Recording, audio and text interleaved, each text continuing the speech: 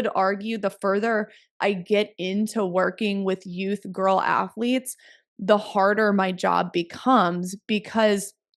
sports has really changed in the past, I would say 3 to 5 years because we're dealing with early specialization, more overuse injuries, more ACL injuries, more year-round sports models, more parents and pressure on their kids, and more parent pressure on the coaches to perform and to get quick results. I mean, it has gotten so much harder in that sense, but at the same time, I have fallen in love with it more and more each year. So the longer I do this,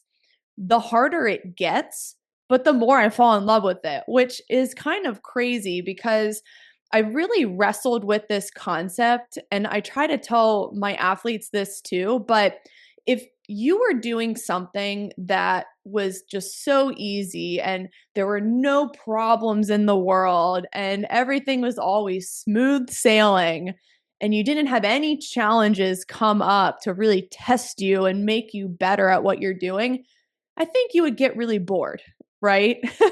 And that's why I feel like as I go through my career more, I love it more and more because there's new challenges and new ways to educate parents and new ways to educate coaches and the people that I work with and the youth athlete of today. I mean, we all can complain about how kids are quote unquote lazy nowadays, but I think that's a cop out. I think us adults really need to put the responsibility on ourselves. Okay, how are we going to navigate the next generation and what they're growing up with, and how are we going to make them better people, better athletes? And I see it as an opportunity. It is challenging, but it's an opportunity to really help our kids and to really impact